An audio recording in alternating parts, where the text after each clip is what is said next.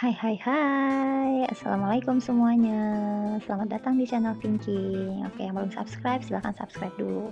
Oke, hari ini kita akan bahas mengenai konsep pangkat atau konsep perpangkatan. Dalam konsep perpangkatan kita punya 7 aturan. Oke, ada 7 konsepnya. Konsep yang pertama, ketika ada A dikali B dipangkatkan dengan M. Ini artinya A pangkat M dikali B pangkat M. Berarti dua-duanya berpangkatkan M. Jadinya A dipangkat M dikali B pangkat M. Oke, jadi di sini kelihatan ya, dua-duanya merupakan pangkat M. Oke, itu yang pertama. Nah, kalau kita lihat contohnya, gimana contohnya? Oke, contohnya 2 dikali 4 dipangkat 2. Ini contohnya seperti ini.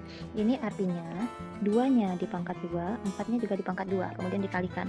2 pangkat 2 dikali 4 pangkat 2. 2 pangkat 2 itu 4, 4 pangkat 2 16, dapatnya nanti 64. Oke, ini merupakan konsep pangkat yang pertama. Jadi di sini kita punya ada A kali B pangkat M. Jadinya A pangkat M dikali B pangkat M. Untuk konsep yang kedua ada A pangkat M dikali A pangkat N. Oke, jadi di sini bilangan basicnya sama-sama A ya, namun pangkatnya berbeda. Nah, kalau bertemu soal yang seperti ini cukup tulis bilangan basicnya satu kali, kemudian pangkatnya ini dijumlah. Jadi kuncinya perkalian bilangan berpangkat, pangkatnya dijumlahkan. Berarti di sini kita tinggal tulis M ditambah N, jadinya A dipangkat M tambah N. Cuman catatannya bilangannya harus sama ya, A sama A, baru bisa pangkatnya dijumlahkan. Oke, kita lihat ke contohnya. Contoh, kalau ada 2 pangkat 3 dikali 2 pangkat 5 misalnya, berarti di sini contoh 2 pangkat 3 dikali 2 pangkat 2, jadinya 2, basicnya 2, berarti kita tulis 2, kemudian jumlahkan pangkatnya, 3 tambah 2, berarti di sini jadi 2 pangkat 5. Berapa 2 pangkat 5? Berarti kita dapat di sini 32. Oke, berarti ini konsep yang kedua dalam perpangkatan. A pangkat M dikali A pangkat N sama dengan A di pangkat M ditambah N. Oke, kita lanjut ke yang ketiga. Konsep yang ketiga, di sini kita punya ketika A pangkat M dibagi A pangkat N. Jadi bilangan basicnya sama-sama A ya. Nah, kalau berlaku pembagian seperti ini, kalau bertemu pembagian seperti ini, jadinya pangkatnya dikurangkan. Berarti yang atas dikurang yang bawah. Jadinya tulis aja bilangan basicnya satu kali, kemudian pangkatnya M dikurang N. Nah, contohnya di sini 2 dipangkat 3 per 2 pangkat 2 sama dengan basicnya kan 2, kita tulis 2, pangkatnya 3 kurang 2, pangkat atas dikurang pangkat bawah. Jadinya di sini 2 di pangkat 3 kurang 2 berarti 1, 2 pangkat 1 hasilnya 2. Jadi ini merupakan konsep yang ketiga. Kalau pembagian bilangan berpangkat berarti pangkatnya dikurangkan. Oke, kita lanjut ke konsep yang keempat. Untuk konsep yang keempat, ada di sini A pangkat M. Oke, A pangkat M dikali N. Nah, kalau seperti ini berarti satu pangkatnya di dalam kurung, satu di luar kurung, tinggal dikali. Jadinya bilangannya A M dikali N. Oke, contohnya ketika kita bertemu 3 pangkat 2 pangkat 3 misalnya, jadinya di sini 3 2 dikali 3 berarti dapatnya 3 pangkat 6. 3 pangkat 6 berarti kita dapatnya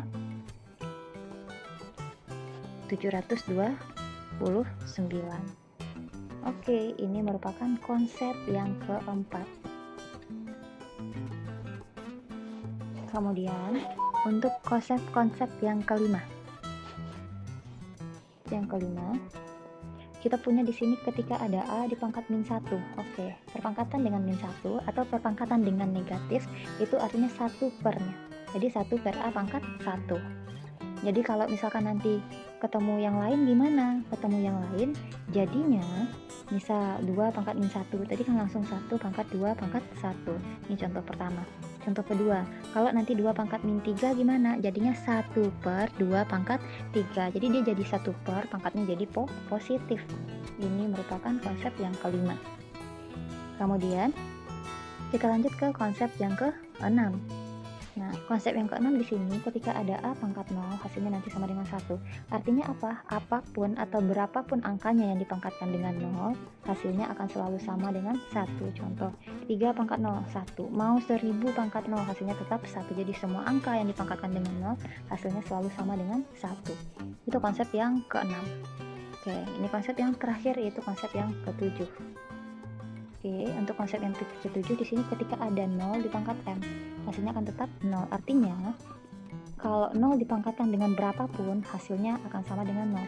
0 pangkat 1, 0. 0 pangkat 10 juga 0. 0 pangkat 100 hasilnya juga 0. Oke, ini 0 ya, juga 0. Jadi konsep yang terakhir di sini, 0 dipangkat berapapun hasilnya akan sama dengan 0. Tapi kalau berapapun yang dipangkatkan dengan 0, maka hasilnya sama dengan 1. Oke. Jadi kesimpulannya di sini adalah kesimpulan. Kita punya di sini konsep perpangkatan sebanyak 7. Yang pertama, ketika A kali B pangkat M, jadinya A pangkat M dikali B pangkat M.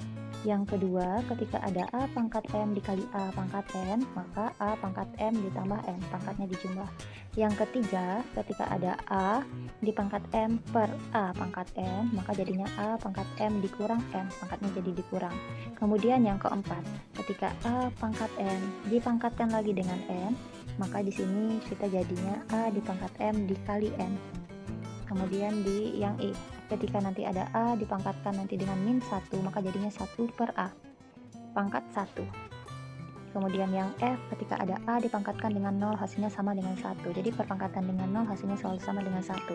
Yang terakhir, ketika 0 dipangkatkan dengan angka berapapun, maka hasilnya akan sama dengan 0. Oke, jadi inilah kesimpulan kita untuk hari ini mengenai konsep perpangkatan.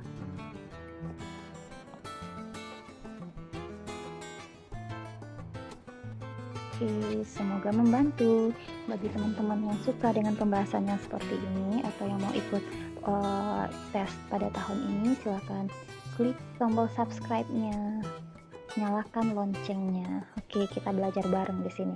Kalau ada permintaan khusus mau bahas materi tertentu juga boleh, tinggal komen aja, tulis di kolom komentar. Oke, thank you for watching and see you in the next video. Bye bye guys. Assalamualaikum warahmatullahi wabarakatuh.